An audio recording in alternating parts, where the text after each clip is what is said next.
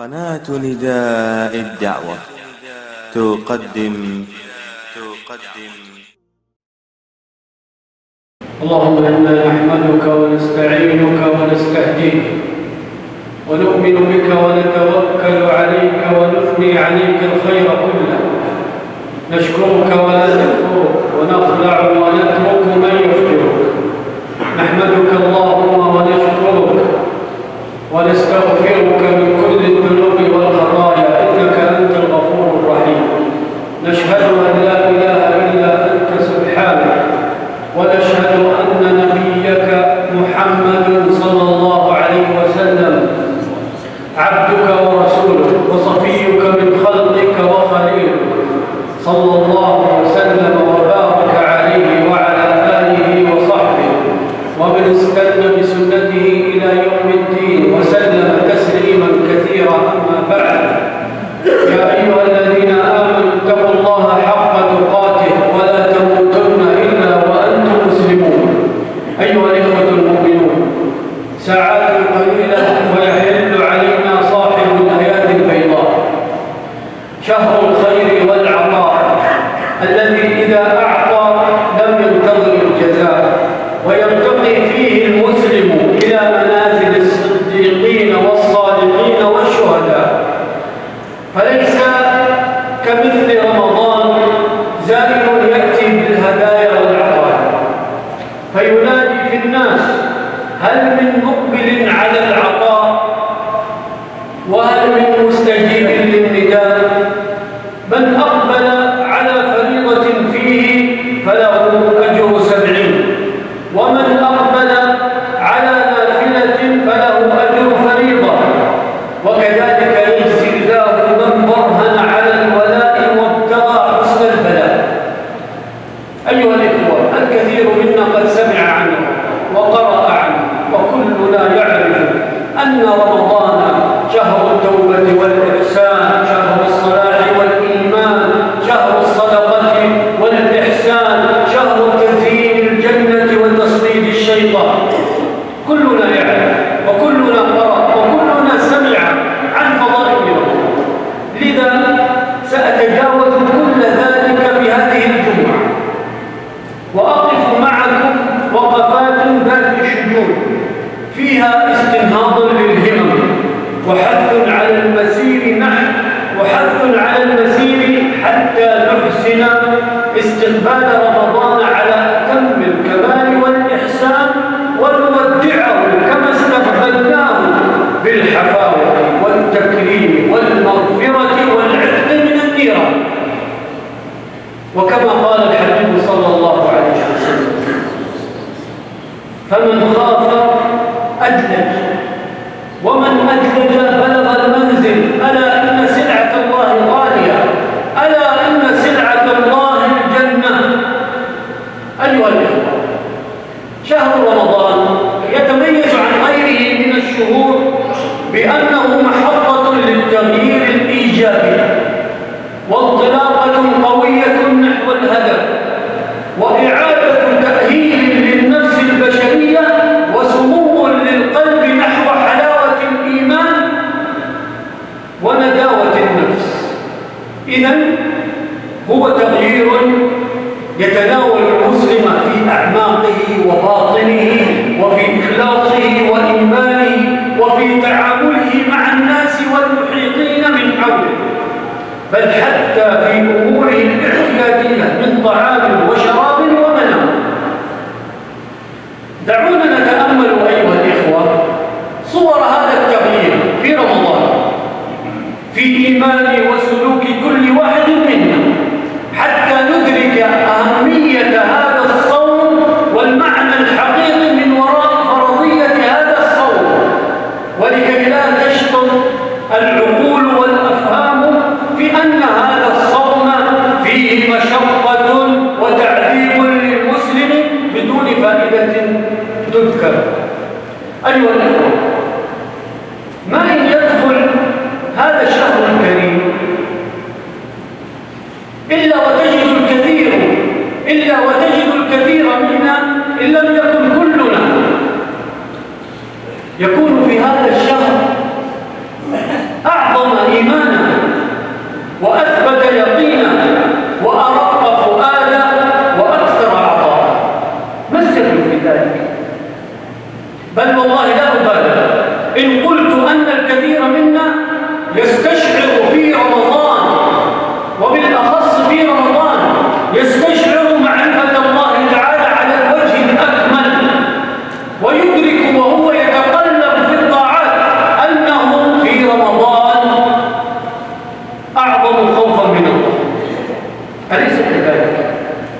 أنه أعظم خوفا من الله وأشد حياء منه وأكثر مراقبة له، ويحس بدفقات إيمانية وحياة روحية مختلفة يشعر المسلم بآثارها في حياته، ما بين سكينة في النفس وطمأنينة في القلب ولذة وحلاوة وأنس لمناجاة الرب عز وجل وحسن تعامل مع عباد الله في الطريق، في البيت، في العمل، في كل مكان.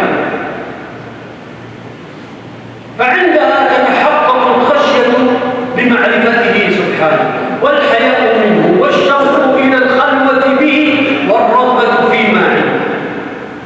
أيها الإخوة، إننا عندما نتأمل هذه المعاني يفيض إلينا معنى الإخلاص الذي أخبرنا عنه ربنا عز وجل في الحديث القدسي لما قال سبحانه: كل عمل ابن آدم له إلا الصوم فإنه لي وأنا أجزي به. إذن هذا الصوم سر بين العبد وربه. الله تبارك وتعالى رتب الجزاء على جل العبادات. الصلاة بين لنا سبحانه وتعالى جزاءها، الزكاة كذلك، الحج كذلك، وغيرها من العبادات، إلا الصوم. إلا الصوم استثناه سبحانه وتعالى وجعل جزاءه مخفيا ولم يظهره تبارك وتعالى. كل هذا يدعونا إلى تربية النفس، ألا تنظر إلى الناس، وألا تنتظر منهم ثناء أو إعجابا، وإنما كل قلوبنا وكل جوارحنا وكل آمالنا معلقة بأن ننال رحمة الله وأن يمن علينا بقبول أعمالنا في هذا الشهر الكريم.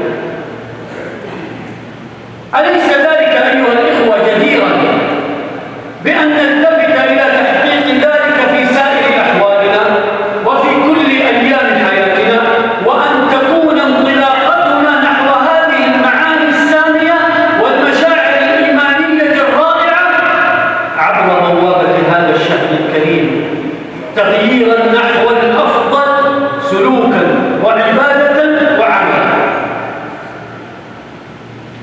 وما رأيكم أيها الإخوة في صورة إيجابية أخرى للتغيير وبناء الذات والوصول بها إلى أفضل ما يمكن من المكاسب والمغانم والأرباح لا تكون إلا في رمضان؟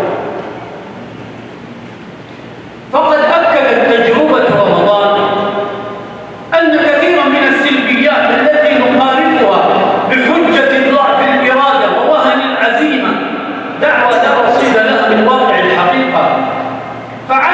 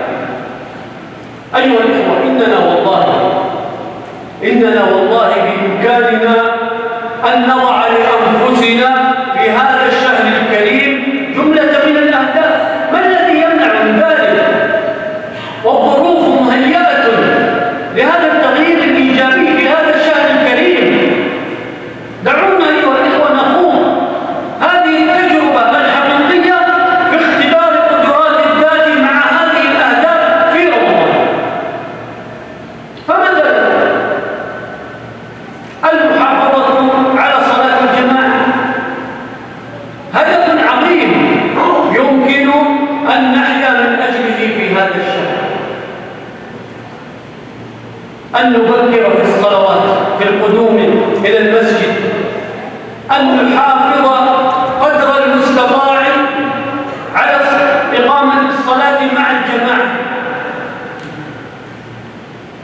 وأيضا من لا يمكنه بالأمس ختم القرآن يمكن أن يجرب اليوم، وكذلك من يطلق سمعه وبصره ولسانه للفواحش والآثام يستطيع اليوم في رمضان أن يجاهد نفسه في المحافظة على طهارة جوارحه من الوقوع في دركات الشهوات أو الشبهات.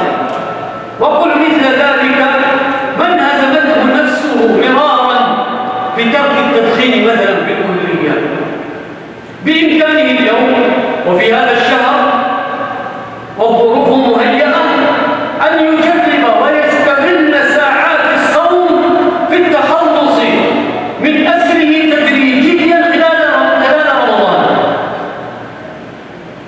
ومن كان الصوم ومن كان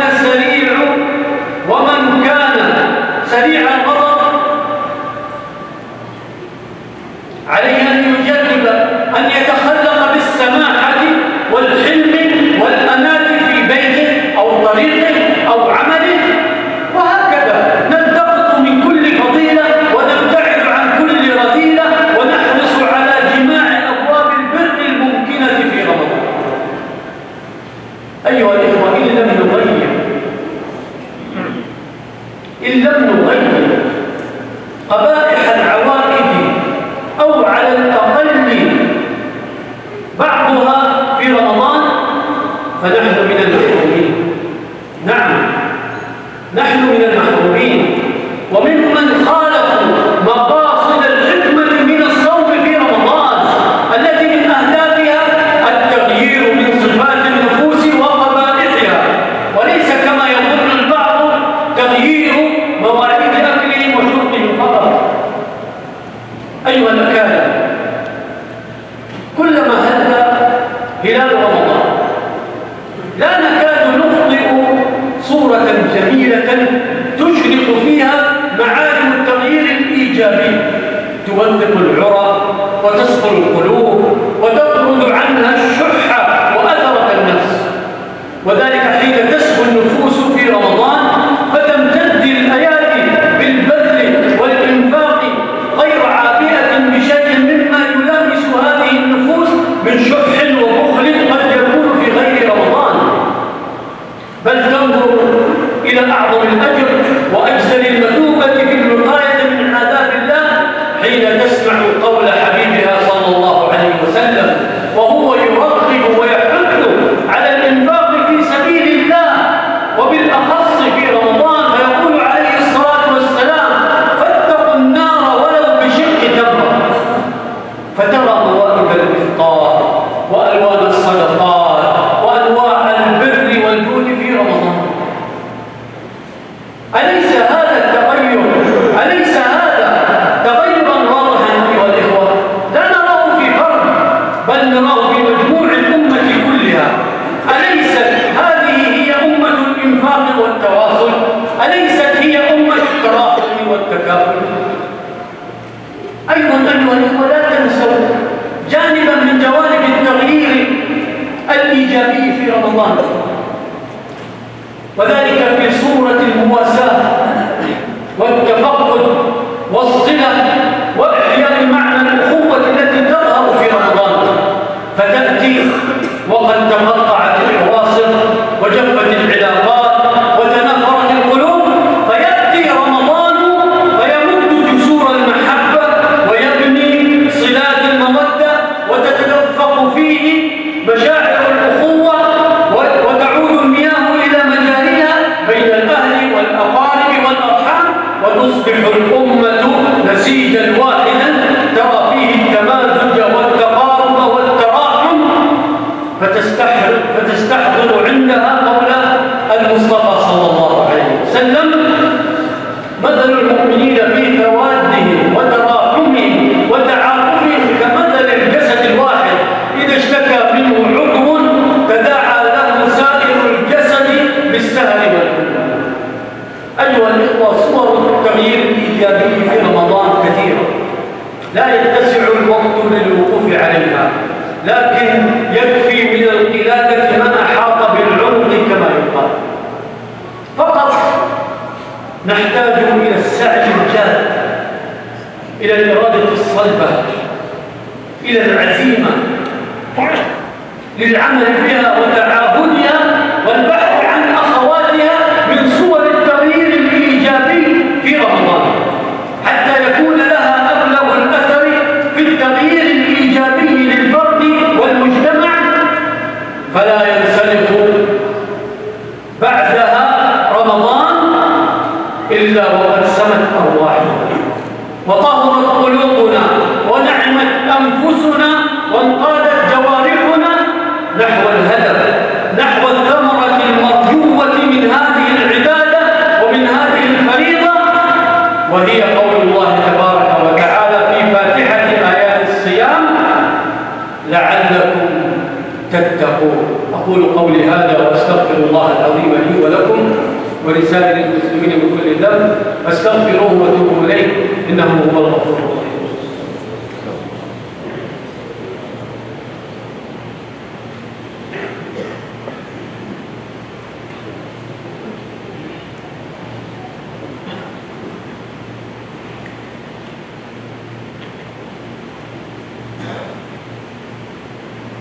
الحمد لله وكفى، والصلاة والسلام على عباده الذين اصطفى، أما بعد، فسؤال لي ولك أيها المبارك، ونحن على أعتاب هذا الشهر الكريم نسأل الله أن يبلغنا لنا، أي رمضان يكون رمضاننا هذه المرة؟ أي رمضان يكون رمضاننا هذه المرة؟ هل هو رمضان المسوفين الكسالى أم رمضان المسارعين المجدين؟ هل هو رمضان التوبة سيكون بالنسبة لنا أم رمضان الشقوة؟ هل هو شهر النعمة أم شهر النقمة؟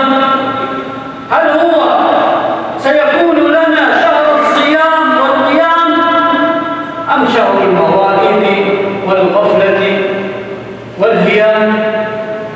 أيها الإخوة، لنجعل همنا في رمضان هما ربانيا، لنجعل همنا في رمضان هما ربانيا، هم من يستقبل رمضان استقبالا ربانيا نستقبله وهمنا ماذا سنصنع في رمضان؟ بماذا سنستقبل رمضان؟ ماذا سنقدم في رمضان؟ كيف سنستغل نهاره وليله؟ كيف سنضاعف أعمالنا الصالحات وسجلات الحسنات؟ كيف سنتميز في رمضان هذا عن رمضان السابق؟ كيف نجدد حياتنا وإيماننا؟ كيف نقوي علاقتنا بالله في رمضان؟ كيف نرضي الله تعالى في رمضان؟ أيها الإخوة، لنجعل هذه الأمور دافعا لنا نحو المسارعة في الخيرات والتغيير الإيجابي في الذات، وإنها والله ليسيرة على من أقبل على الله بنية صادقة وتوبة نصوحة وبقلب منيب ولسان ذاكر وهمة عالية، ولنذكر قول ربنا تبارك وتعالى ونستصحبه معنا ونحن نبدأ هذا الشهر الكريم، لما قال عز وجل: والذين جاهدوا فينا. اجعل نفسك من المجاهدين في هذا رمضان، في هذا الرمضان. والذين جاهدوا فينا لنهدينهم سبلنا وإن الله لمع المحسنين. نسأل الله أن نكون من المحسنين في رمضان. عباد الله، صلوا وسلموا على البشير والسراج المنير كما أمركم ربكم بذلك، فقال عز من قائل: إن الله وملائكته يصلون على النبي يا أيها الذين آمنوا صلوا عليه وسلموا تسليما. اللهم صل وسلم وبارك وأنعم على عبدك ورسولك محمد، وارض اللهم عن الصحابة أجمعين وعن التابعين ومن تبعهم وعنا معهم بعفوك وكرمك يا أكرم الأكرمين. اللهم أعز الإسلام وانصر المسلمين. اللهم أعز الإسلام وانصر المسلمين. اللهم أعز الإسلام وانصر المسلمين. اللهم انصر دينك وكتابك وسنة نبيك وعبادك المؤمنين في كل مكان يا رب العالمين. اللهم كن لإخواننا المستضعفين والمظلومين والمقهورين والمحاصرين والمشردين والمعتقلين في سبيلك في كل مكان يا رب العالمين. اللهم اجعل لهم من كل هم فرجا ومن كل ضيق مخرجا ومن كل بلاء عافية. اللهم ارحم ضعفهم واجبر كسرهم وتول أمرهم يا رب العالمين. اللهم اغفر لنا ذنوبنا كلها دقها وجلها أولها وآخرها علانيتها وسرها برحمتك يا أرحم الراحمين. نسألك في هذه الجمعة المباركة وفي هذه الساعة العظيمة لا تدع لنا ذنبا إلا غفرته ولا هما إلا فرجته ولا دينا إلا قضيته ولا كربا إلا نفسته ولا ولدا إلا أصلحته ولا مجاهدا في سبيلك إلا نصرته ولا مبتلا إلا عافيته ولا مريضا إلا شفيته ولا ميتا إلا رحمته برحمتك يا أرحم الراحمين. نسألك اللهم أن تبلغنا رمضان. اللهم اجعلنا فيه من الصائمين القائمين المحسنين يا رب العالمين. اجعلنا فيه من عبادك الصالحين وجندك المخلصين وحزبك المفلحين يا رب العالمين. اللهم احسن عاقبتنا في الامور كلها واجرنا من خزي الدنيا وعذاب الاخره. سبحان ربنا رب العزه عما يصفون وسلام على المرسلين والحمد لله رب العالمين.